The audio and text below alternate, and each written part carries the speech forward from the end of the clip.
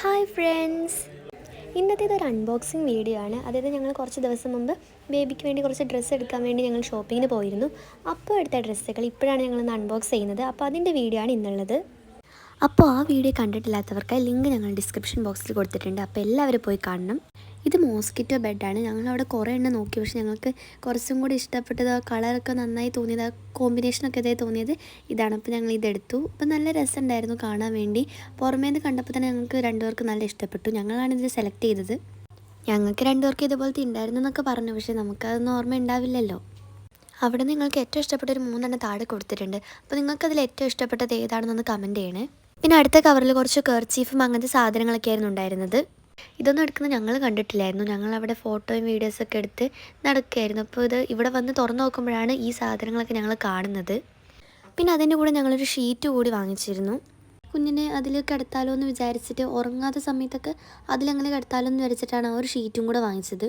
അവിടെ റോസും ലൈറ്റ് ബ്ലൂവും പിന്നെ ഉള്ളതെല്ലാം ഡാർക്ക് കളേഴ്സ് ആയിരുന്നു. അപ്പോൾ ഞങ്ങൾക്ക് കുറച്ചുകൂടി ഇഷ്ടപ്പെട്ടത് ലൈറ്റ് കളേഴ്സാണ്. അപ്പോൾ അതുകൊണ്ടാണ് ഞങ്ങൾ ഈ ഒരു റോസ് കളർ സെലക്ട് ചെയ്തത്.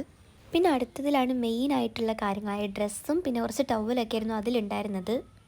ഡ്രസ്സ് സെലക്ട് ചെയ്തത് ഞങ്ങളും കൂടെ ഉള്ള സമയത്തായിരുന്നു. ഞങ്ങൾക്കും കുറച്ചുകൂടി ഇഷ്ടപ്പെട്ട ഡ്രസ്സൊക്കെ ആയിരുന്നു അതിലുണ്ടായിരുന്നത്. പക്ഷേ എല്ലാ ഡ്രസ്സൊന്നും ഞങ്ങൾ കണ്ടിട്ടില്ല. അപ്പോഴത്തേക്ക് ഞങ്ങൾ വീണ്ടും ഫോട്ടോ ഒക്കെ എടുക്കാൻ വേണ്ടി പോയി. പിന്നെ ആദ്യത്തെ കുറച്ച് മാസങ്ങൾ നമ്മളിപ്പോൾ പുറത്തൊന്നും എങ്ങോട്ട് പോകില്ല. ഇനിയിപ്പോൾ ഇട്ട് കൊടുക്കുമ്പോൾ തന്നെ ഇങ്ങനത്തെ കെട്ടുടുപ്പുകളൊക്കെ ആയിരിക്കും ഇട്ട് കൊടുക്കുക. അപ്പോൾ അതുകൊണ്ട് ഇത് മാത്രമേ ഞങ്ങൾ വാങ്ങിച്ചിട്ടുള്ളൂ. ഗേളായാലും ബോയായാലും ഒരുപോലെ യൂസ് ആവുന്നത് മാത്രമേ ഞങ്ങൾ വാങ്ങിച്ചിട്ടുള്ളൂ.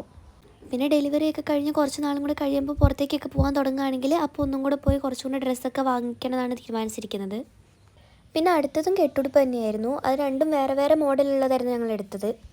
എല്ലാം വേറെ വേറെ കളേഴ്സിലുള്ള ഡ്രസ്സായിരുന്നു എടുത്തത്. പിന്നെ ഒരു 2-3 കെട്ടുന്ന അല്ലാത്ത ബട്ടൺസ് ടൈപ്പ് അതിൻ്റെ കൂടെ വാങ്ങിച്ചിരുന്നു.